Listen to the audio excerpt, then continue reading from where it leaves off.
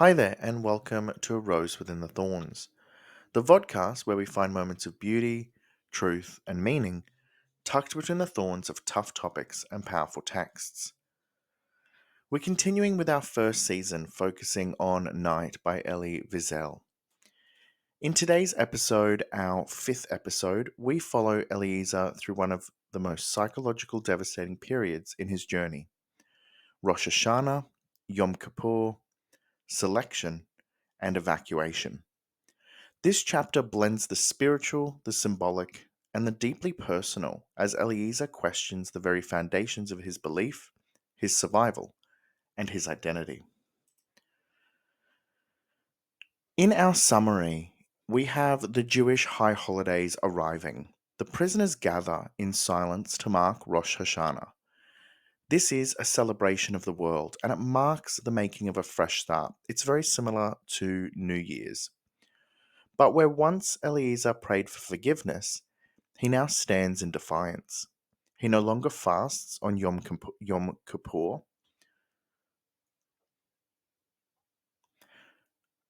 He no longer fasts on Yom Kippur, the Day of Atonement, where Jews traditionally ask for forgiveness for their wrongdoings from God or others. He no longer pleads with God. He feels hollowed out, ashes in a world without mercy.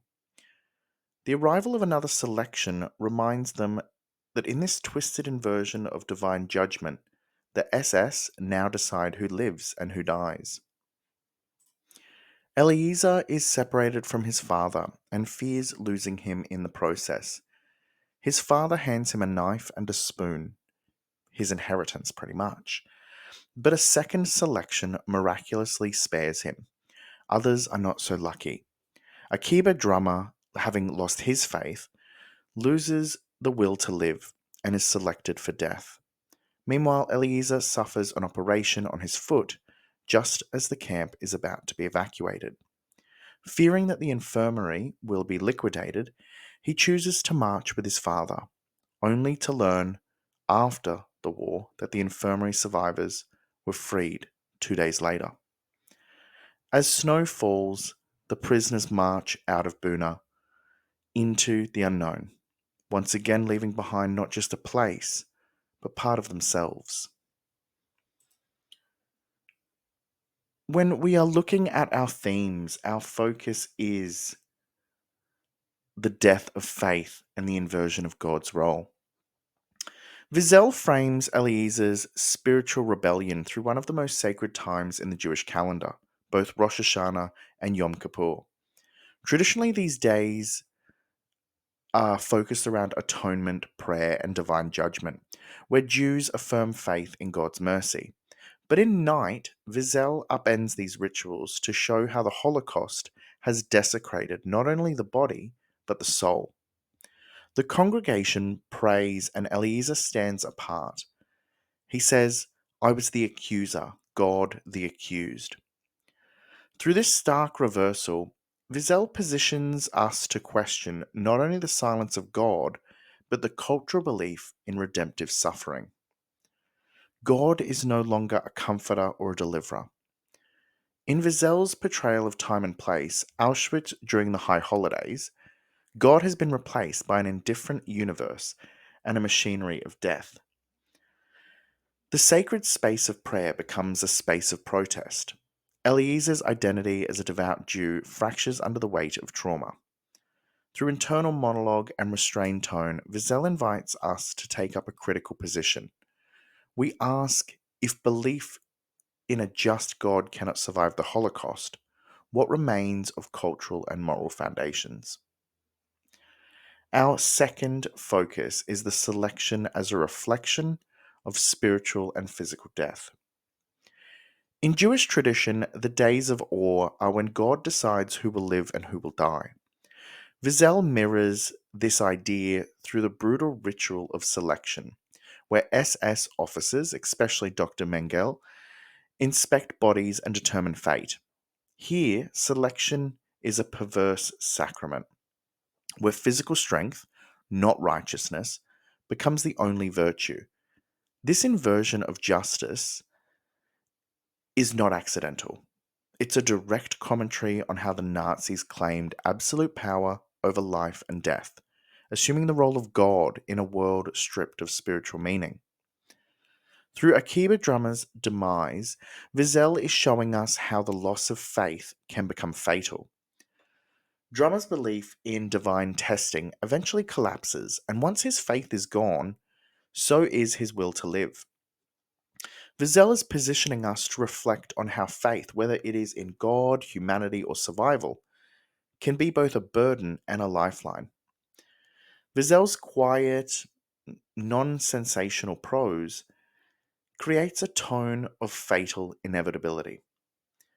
We see that spiritual death precedes physical death in the camps, and selection is not just about extermination, but about erasing dignity, identity, and purpose. Our third focus on our themes is that of survival, inheritance, and moral compromise. The moment Eliezer receives his father's knife and spoon as his inheritance is a turning point, not just in their relationship, but in Wiesel's commentary on how trauma is reshaping cultural tradition. Traditionally, Jewish inheritance includes stories, blessings, or wisdom. It's a spiritual legacy that's passed from one generation to the next. But here, all that remains is necessity. The spoon and the knife are not symbolic artifacts. They're tools to extend life, not to preserve culture. Wiesel uses understatement here to evoke some emotional devastation.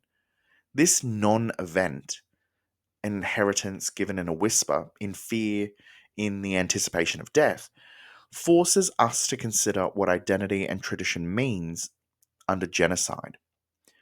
Yet within the horror, Wiesel preserves a thread of human connection. This exchange may be devoid of ritual, but it's not devoid of love. Eliezer and his father still represent one of the memoir's strongest emotional cores, a fractured but enduring family bond. Through this, Wiesel invites us to see survival as a space of compromise, but not necessarily collapse. And lastly, the cruel irony of hope. Wiesel's portrayal of the Buna evacuation captures one of the memoir's most tragic ironies. Eliezer and his father choose to leave the infirmary, believing that it will be liquidated, only to later discover that those who stayed behind were liberated. This narrative twist confronts the fragility of hope, not to condemn it, but to illustrate how unreliable even our best judgments can be under duress. Hope, like faith, is presented not as naive, but as risky. This section critiques that assumption of moral clarity or foresight. It is possible in a world that is ruled by cruelty. Eliezer's choice is grounded in love for his father, but it leads him into deeper suffering. Wiesel's tone is matter of fact. The bleakness of the snow-covered ground, the swollen foot bleeding into the whiteness, becomes a visual metaphor for the slow erasure of self. And yet the decision to walk together is deeply human. The audience is positioned to see hope not as a delusion, but as this double-edged act of faith. Even in misjudgment, the choice reflects love and commitment. Wiesel does not mock this, but honors it. His language and voice invites us to witness, not romanticize, but to witness the complicated moral terrain of survival. We are now going to move on to our quote collections. Our first quote: I was the accuser, God the accused. This line represents one of the most radical theological inversions in Night. Through metaphor and this first person declaration, Wiesel casts Eliezer as not a sinner begging for forgiveness, but as a moral witness demanding divine accountability. It goes against traditional Jewish liturgy, where man pleads with a just God, and replaces it with this new post-Holocaust representation of spiritual rebellion. Eliezer speaks as one who has seen too much and lost too much to continue performing submission. His declaration dismantles this cultural assumption that God is always righteous and suffering is always redemptive. Wiesel's delivery enhances its weight. This is not shouted rage, but quiet condemnation. By reframing this power dynamic between man and God, Wiesel is inviting us to confront a profound ethical question. What does justice look like when God is silent? And what happens when faith is no longer a sanctuary, but a source of grief? In this barren time and place, in Buna on Rosh Hashanah, Eliezer's loss of belief symbolizes the collapse of both spiritual and moral order. We're asked not to condemn him, but to sit beside him in the void. Our next quote: "My inheritance, a knife and a spoon." This moment fuses irony, understatement, and tragedy. Wiesel redefines the idea of inheritance, not as tradition, teaching, or ritual, but as a tool for survival. The line is loaded with symbolic weight. This is all that remains of family legacy in a world that has reduced life to sustenance. The transfer of these items becomes a distorted vision of the blessing of the firstborn, echoing the deeply embedded cultural value of father to son transmission in Jewish identity. But now the only thing passed on is necessity. Eliezer inherits not stories, but implements.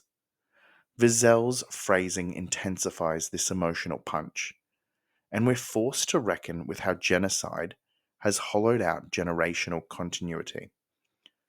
Despite this, the gesture carries emotional depth. It is a bond in the face of erasure. Wiesel presents survival not as heroism, but as a burden, and this inheritance embodies both love and loss. The reader is positioned to feel both the tenderness of the moment and the despair that such tenderness must take in this form. Our next quote: "I have more faith in Hitler than in anyone else. He has kept all his promises to the Jewish people." This quote is delivered by a fellow prisoner, and it cuts through the text with brutal irony. It upends the traditional notion of covenant, where faith in divine promise offers comfort and continuity. In Night, however, the only figure whose promises seem reliable is Hitler. The prisoner's voice, hollow and resigned, presents a shattered worldview in which evil proves more consistent than righteousness. Wiesel includes this line not to glorify despair, but to reveal the extent to which Nazi power has replaced divine authority in the landscape of the camps. This is not fate, but fatalism. The statement is terrifying because it reflects a cultural vacuum, where values of trust, hope, and providence have been replaced with certainty in brutality. The flat tone here makes the horror feel inevitable. The audience is made to confront the perverse success of genocidal systems, their ability to not only kill bodies, but rewrite meaning itself. We forgot to say Kaddish. This line, simple, almost whispered, expresses the deepest fracture between cultural ritual and lived trauma. The Kaddish is a prayer of mourning and remembrance. It's a cornerstone of Jewish communal and spiritual life. That it is forgotten, even after a promise is made, signals how profoundly the camps have disrupted the human soul. Wiesel does not dramatize the failure. He lets the line sit quietly, a testament to how trauma erodes both memory and obligation. Akiba Drummer's request was his last clinging act of faith, and even that cannot be honored. In forgetting, Eliezer and the others do not fail as individuals. They reveal the cost of survival, a diminishing of self, of ritual, and of reverence. Wiesel places the audience in this role of witness again, inviting us not to judge the forgetting, but to grieve its necessity. In a time and place where death is constant and mourning is dangerous, even sacred language is lost to exhaustion. Let them know that here lived men and not pigs. Spoken by a blockaltester, which is a elder within the block. He orders the prisoners to clean the barracks before evacuation. This line captures a moment of defiance cloaked in routine. It reminds the reader that even in degradation, some prisoners held fast to the idea of dignity. The line reflects the cultural belief in the sanctity of human identity, no matter what the surroundings are. The block leader's command is more than hygiene. It's an assertion that the people imprisoned here deserve to be remembered as humans and not animals. Wiesel positions this moment as a fleeting act of resistance, the preservation of image and memory, even when death is imminent. Through this line, the text suggests that the fight to remain human does not always look like a rebellion. Sometimes it just looks like sweeping a floor for the world that may never see it. And our last quote: the last night at home, the last night in the ghetto, the last night in the cattle car, the last night in Buna. Here, repetition in the form of anaphora becomes a tool of emotional rhythm, echoing both trauma and memory. Wiesel structures this line as a litany, each clause another step in the disintegration of Eliezer's world. The phrase last night transforms from an ending into a motif of perpetual loss. Time is no longer linear. It's an accumulating series of farewells. This device also mirrors Jewish ritual language. Psalms, prayers, and poems often use repetition for resonance. Yet in night, it's stripped of transcendence and filled with dread. Wiesel uses the pattern to represent both personal trauma and collective rupture. The audience is invited to feel the weight of memory pressing in, not as nostalgia, but as grief that never ends. The idea of a final last night is elusive. In a world without closure, every night is the last. We are now up to our reflective questions. Once again, it is important to pause here and have a go answering those questions. Our first question: how does Wiesel use the high holidays to reflect spiritual and moral collapse? Wiesel places Rosh Hashanah and Yom Kippur, two of the most sacred days in the Jewish calendar, at the emotional and spiritual center of this section, only to invert their traditional purpose. Where these holidays typically invite reflection and divine closeness, here they become rituals hollowed by suffering. Thousands gather to pray, but Eliezer's internal monologue turns the space of worship into a courtroom, saying, "I was the accuser, God the accused." Wiesel uses this inversion to represent a crisis of spiritual identity.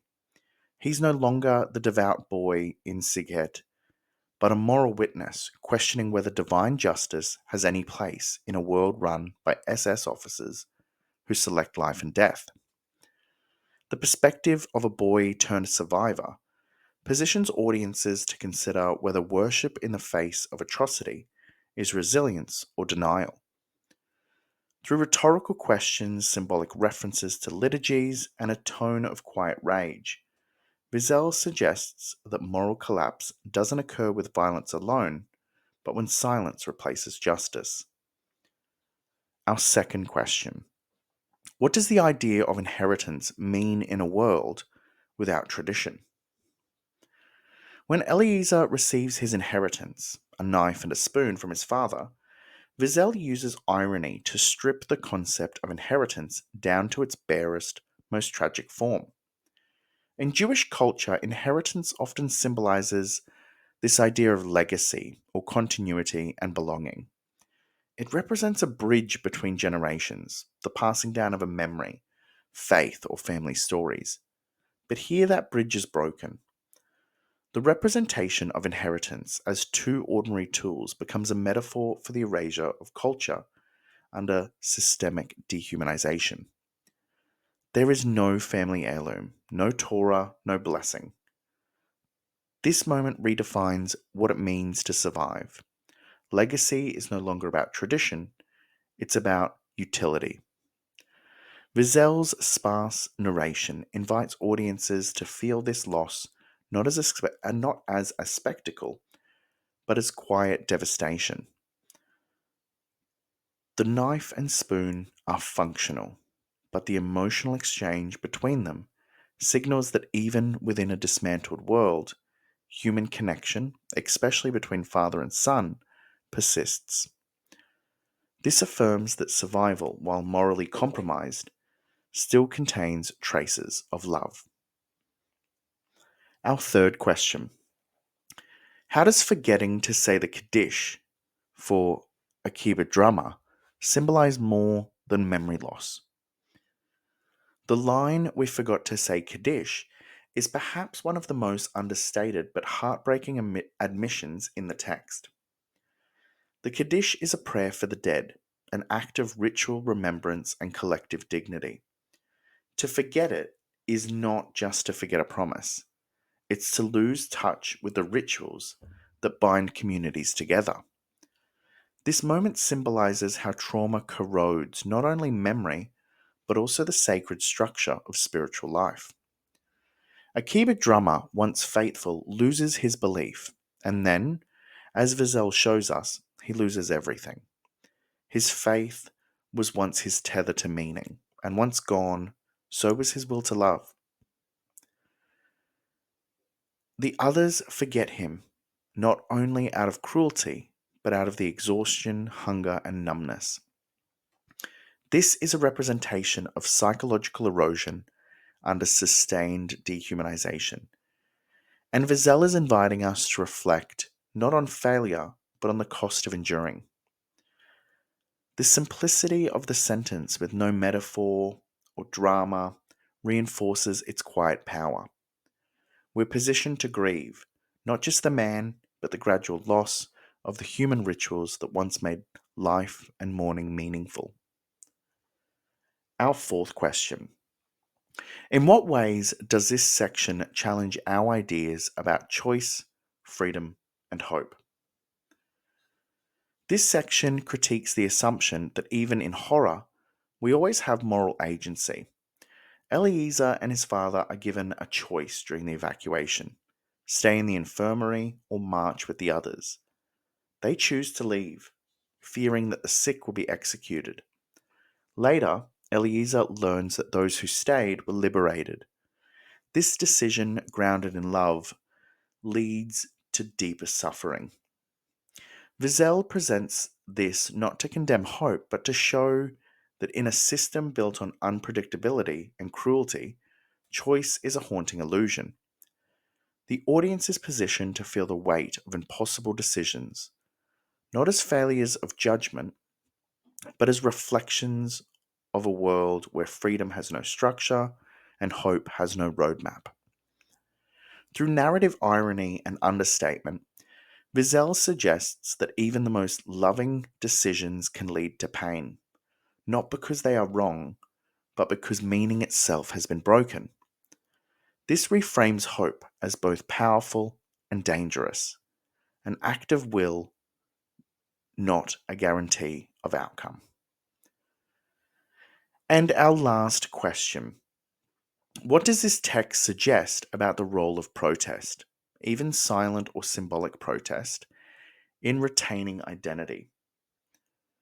Amidst the chaos, silence often feels like submission, but Wiesel also shows us how it can be a form of protest. Eliezer chooses not to fast on Yom Kippur, and in doing so, turned that act into a symbol of rebellion. This quiet defiance becomes an assertion of agency, not because he is faithless, but because he refuses to praise a God who permits such suffering. Similarly to the Blockaltest's command to clean the barracks, let them know that here lived men not pigs, is a final act of dignity, a message to the world that humanity existed here, even if it went unseen. Wiesel uses these symbolic gestures to challenge the cultural assumption that resistance must be loud or visible. In the absence of political power or physical strength, identity is preserved through memory, protest, and care. The aesthetic choice to frame these moments with brevity and restraint emphasizes that protest in night is often internalized, but no less meaningful. The audience is invited to see survival itself as resistance, and each refusal to fast, to forget, to walk away from dignity is as fragile, flickering act of selfhood in a world trying to erase it. In this section, Eliezer walks with a bleeding foot into a frozen night, unsure of where he's going, but determined not to walk alone. He does not know what he's just stepped away from liberation. That is the tragedy and the truth of night. Survival is never clean, and hope is never guaranteed. If this episode has reminded you of the importance of remembering, questioning, and reflecting, then we are doing exactly what Wiesel hoped we would. Carry these stories with you, and carry the questions as well. Until then, keep listening, keep questioning, keep reflecting, and most of all, keep reading. I'm Mr. Rose, and this is A Rose Within the Thorns.